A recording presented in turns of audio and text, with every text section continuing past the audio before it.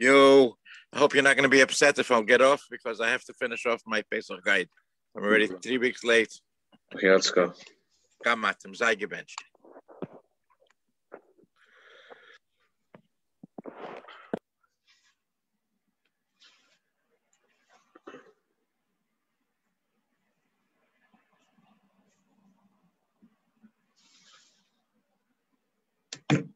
So this year, because Pesach is on Saturday night and Motzei Shabbas, there are a lot of different things we do this year, different than all other years. It's not so common for Pesach to fall out this way. And Ritz Hashem, we are going to go through the halachas this week of Pesach on what we do before Pesach tonight.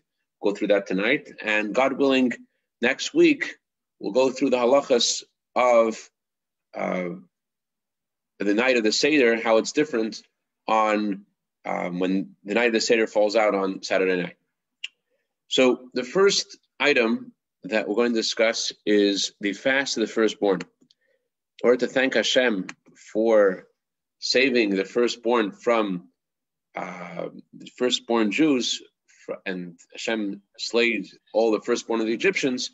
So to thank Hashem, all firstborn fast. Ordinarily, they fast on the day before Pesach. So that would mean this year they would fast on Shabbos. You can't fast on Shabbos.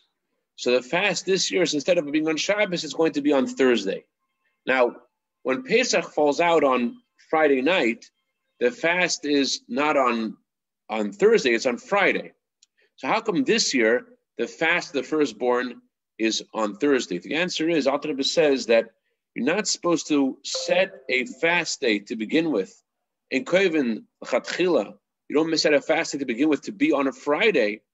And therefore, since we are going to choose a day to make the fast, so we're not going to choose the day of Friday. However, on the year that Pesach falls out on Friday night, the time of the fast of the firstborn is supposed to be on Friday, and therefore, in a year when Pesach is Friday night, the fast of the firstborn is on Friday. But this year, since the fast has to be set by the sages when it should be, because it can't be on Shabbos anyways, so the fast is going to be on Thursday. So on Thursday morning, that's when all firstborn have to hear a siyum. It's not our custom to fast. Instead, we finish a book of Torah, and we celebrate the celebration of conclusion of the book of Torah.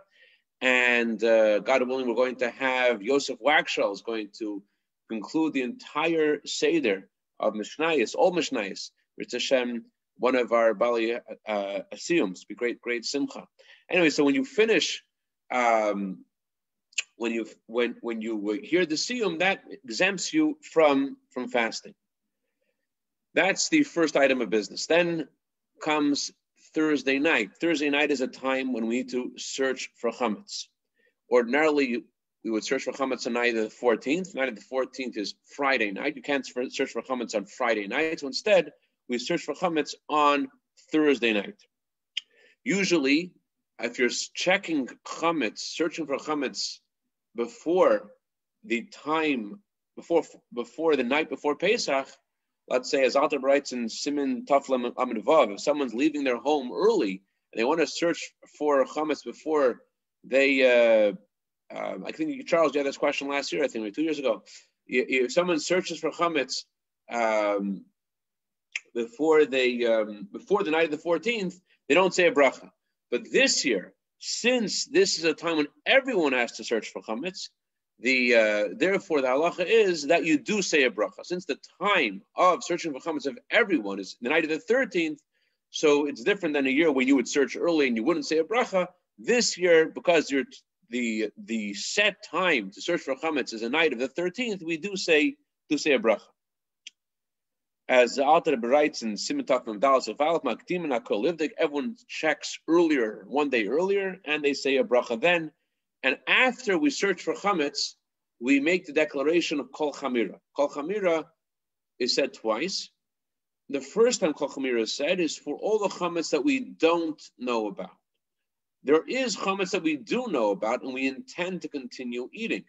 This year, we're going to continue eating chametz on Thursday night, and on Friday, and on Friday night, and on Shabbos morning to have the meal of Shabbos, as we shall see soon. So therefore, we're not declare in Kol Chamira, we declare all the chametz that we don't know about, that we haven't found in the search, to be ownerless. That's what we recite in the first Kol Chamira.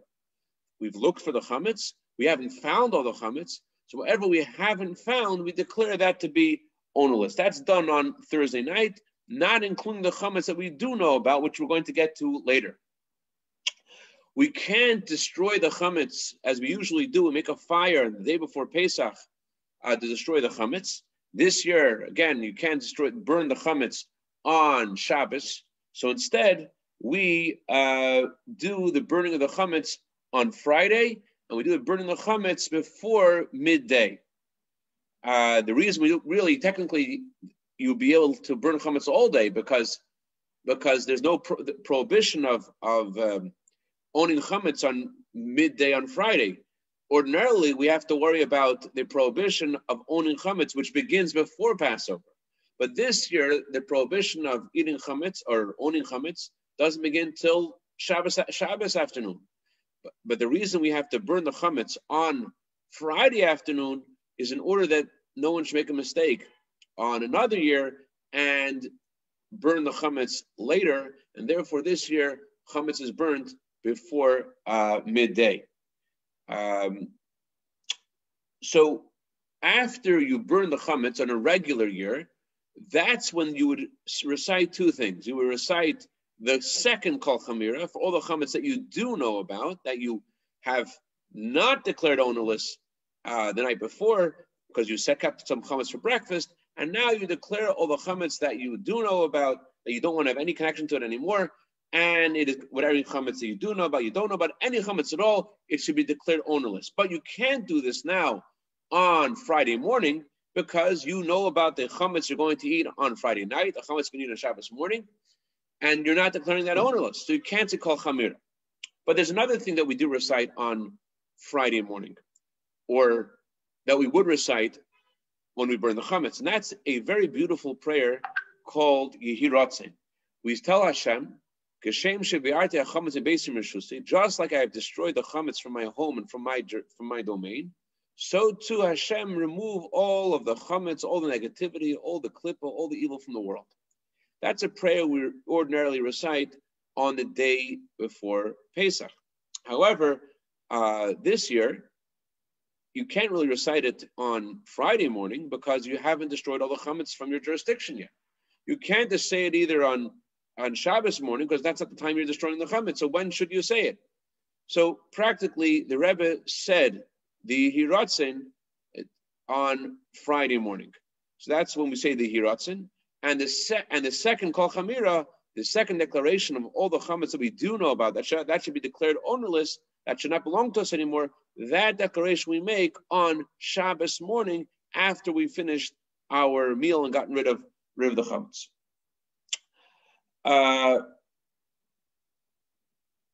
So let's now discuss the foods that we could eat or we can't eat on Friday. Our custom is not to eat matzah a whole month before Pesach, but strictly it's forbidden only the day before Pesach. And this year it's also forbidden since Erev Pesach is a Shabbos, it's also forbidden on Friday before Pesach as well. And also, ordinarily, on the day before Pesach, the morning before Pesach, we don't eat maror. We don't eat any of the fruits that are put into the chareses.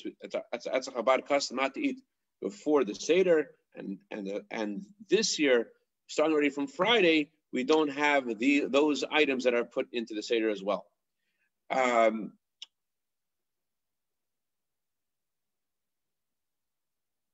So another item to consider that the Rebbe actually made a bit of a campaign of studying the special halachas that apply to this year's Pesach, and the Rebbe edited a little pamphlet about the halachas that applied to this year.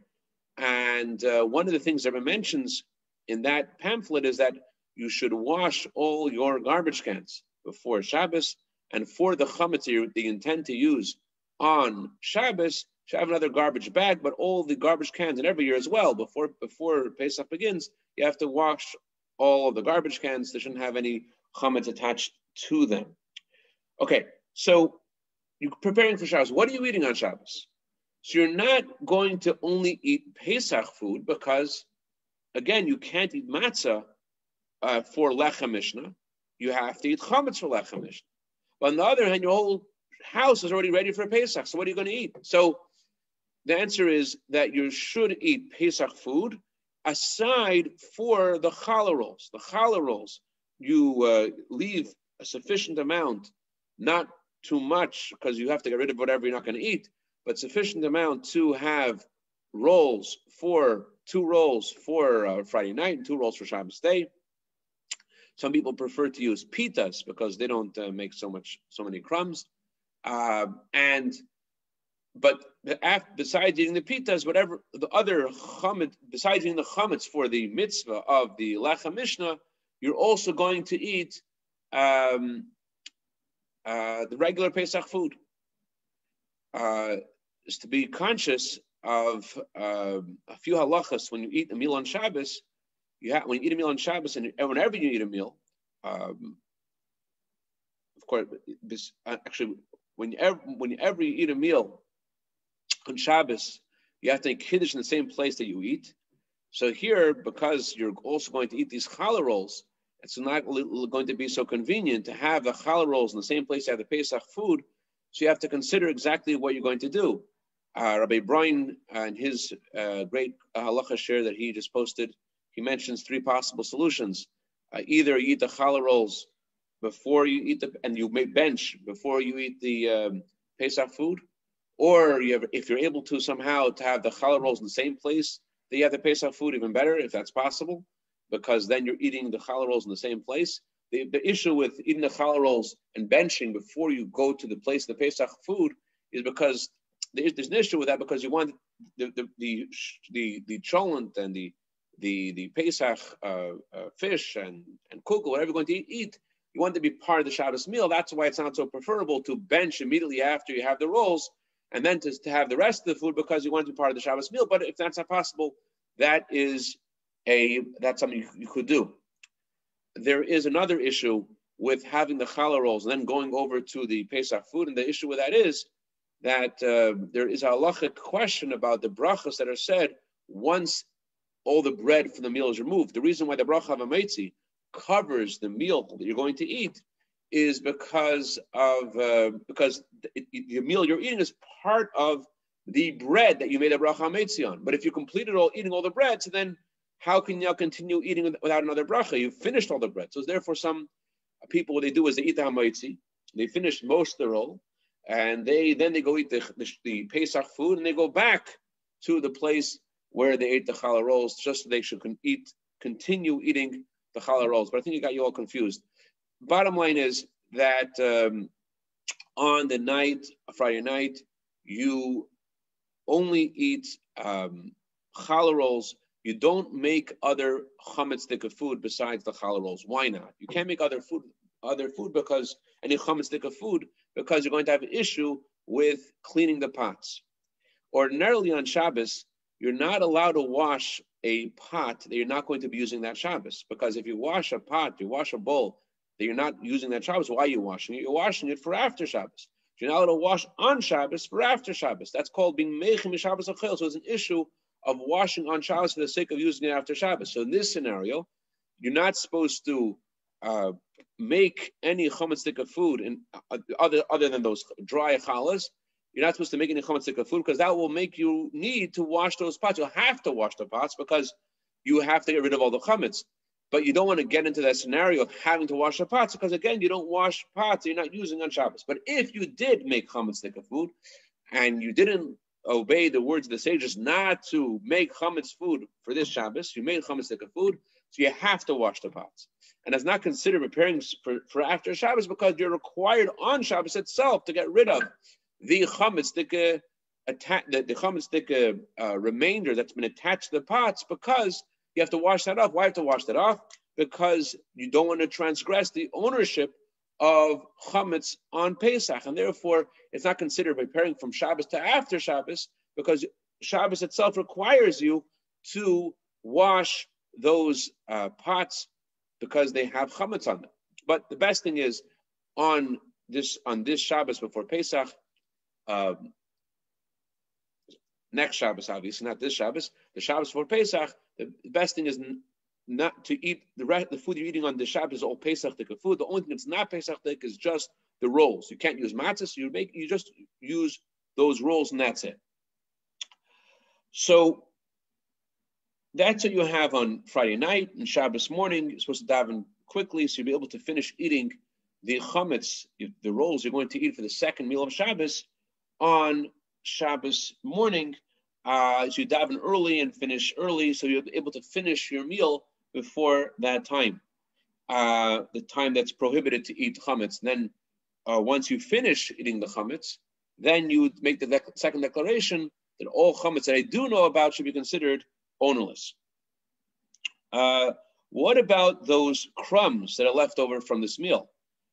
Before you recite that second kol chamira, what you do is you take the remainder of the roll and whatever is left, best to eat on a tissue or something, and then throw the remainder of the challah, break into pieces, and to flush in the toilet and get rid of it.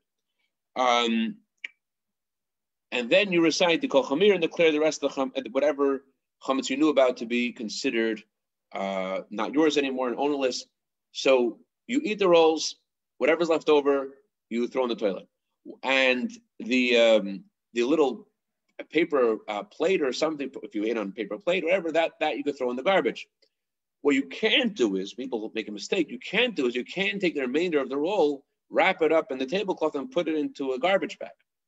The reason you can't do that is because that's still chametz in your domain, and it is it's not it doesn't stop being chametz just because it's in the garbage bag. The language of Shulchan Aruch is you shake out the tablecloth on the floor, and the remaining crumbs are considered like they're destroyed because they're on the floor. But putting them in the garbage bag and into the toilet would not work. People also make another mistake, and they say, well, I'm selling this room or this cabinet for chametz, and I will put the remaining chametz in the cabinet that is being sold for chametz. So I have the chametz that's being sold in this cabinet, and I'm eating this challah. I have leftover challah. I don't want to put it in my toilet, so I'm just going to put this in the cabinet. There's an issue with putting it in the cabinet.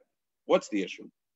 The issue is that the chametz that was sold yesterday. It's not being sold now. It was sold yesterday.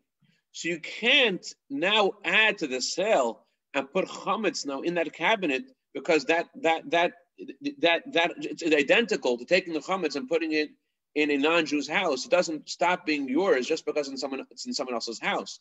The chametz that was sold yesterday was sold. What you're adding now to this cabinet, it's identical to putting chametz in someone else's house. It doesn't stop. Your ownership of it doesn't stop, and the prohibition is on Pesach not to own chametz. So you can take the chametz. The only thing you could do is you have to destroy it. But any items that were used, let's say if there was a tablecloth, the tablecloth could be put away there in that room that's being sold to the non-Jew, but or any item that you cook chametz with could be put in that room as well. Let's say a person made a mistake and they cooked chametz before Shabbos started, and they washed off that vessel. What do they do with that vessel now? They put that vessel, they put that bowl, that pot, they put that in that room. How does it help to put that bowl there? Well, that pot is different than the chametz itself. Why is it different than the chametz itself? The Alter Rebbe says that when you sell chametz, you're also selling any pot that has chametz on it. So clearly, if a pot has chametz on it, that needs to be sold as well. And therefore, there'll be a problem with selling. There'll be a problem with trying to include this pot in the sale of chametz because you sold it yesterday. However, since you already cleaned the pot off from the chametz, you could put that pot there. But one second, that would mean that you're owning the chametz stika pot on Shabbos. It's not a problem. In fact, everyone has chametz stika vessels that remain in their ownership on Shabbos. You have a counter, and the counter, let's say you were unable to kosher the counter. The counter has formica or whatever it is and it can't be koshered. What do? You cover it with, according to some sefer, you make 3 coverings. You make 2 coverings, and that way there is no possibility of you using that counter on Shabbos. And same as also, it says in Tov Nun Aleph and Shulchan Aruch, it says any vessel that was used to cook chametz, what do you do with it?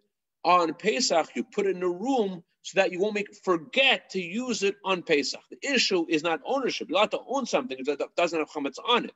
The issue is you might cook with it. So by putting it in a room that's sold for chametz, that will prevent you from forgetting and using that pot on Pesach. So what you do is you take that pot and you put in the room, and that is sufficient.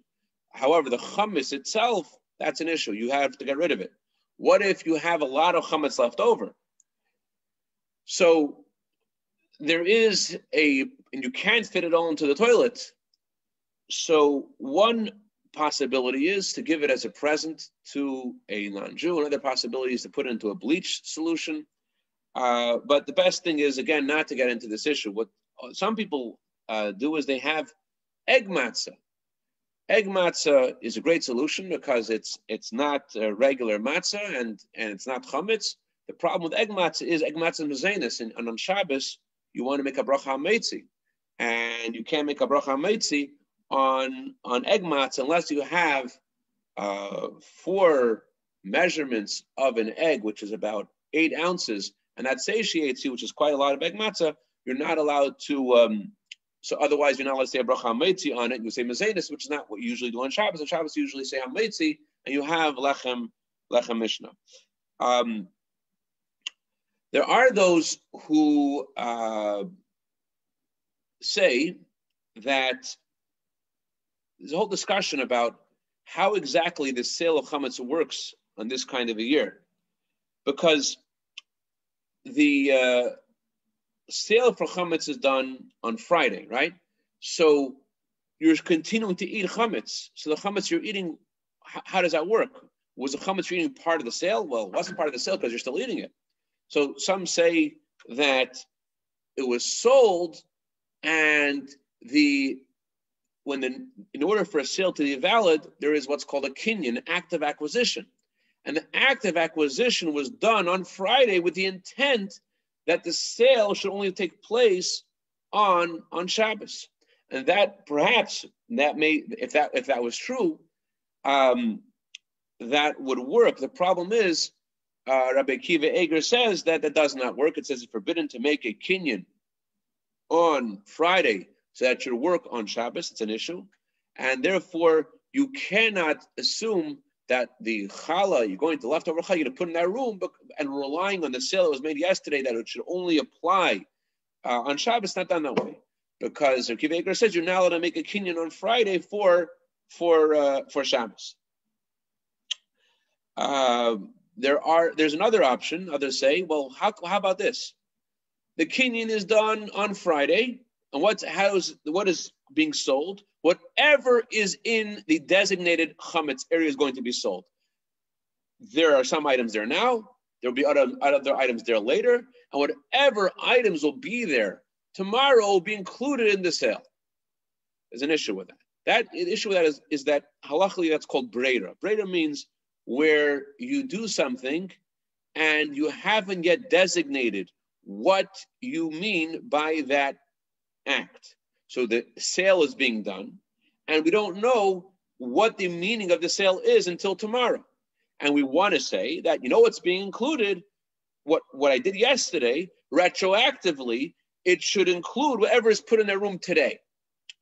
So there is a halachic leniency to do that for rabbinical issues. But the ownership of chametz is a biblical issue. It's asr min haTorah, it's a biblical issue to own chametz. And since there is a biblical issue of owning chametz on Pesach, therefore it's not okay to say that the chametz you'll put in the room will be considered as if it was part of the sale yesterday, because you're just putting that in the you're putting that in there today, and so breira doesn't work for the Yom Deraisa. Now you might want to say, well, I do bittul, I declare the chametz ownerless. Since I'm declaring it ownerless, so it's only, as we learned last week, there's only a rabbinical prohibition of having chametz in your house once you've declared it ownerless. But the Alter Rebbe clearly says that the chametz that's part of the sale is not included in what you declare ownerless. There's some chametz that you declare ownerless, and that chametz you are trying to remove from your house, whatever you don't find, you don't know, you're not aware of. You say that whatever I did not find should be ownerless.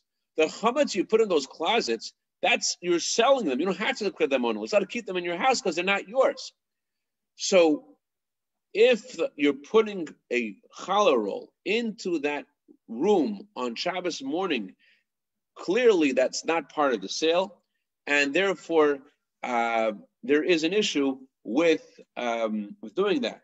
And so therefore the bottom line is that you cannot put the chametz in that room. You have to either eat all of it, or put it in the toilet, or give it to a non-Jew, or put it into a bleach solution. But again, you can't put it into your garbage. If you have an Erev in that city where you're living, there's an Erev, and you are able to bring the chametz to a place outside and declare it ownerless, not in a area in your apartment building where everyone's using that. Still, you have some share there too. But in some other ownerless area, public area, that might be a possibility. There are others that say that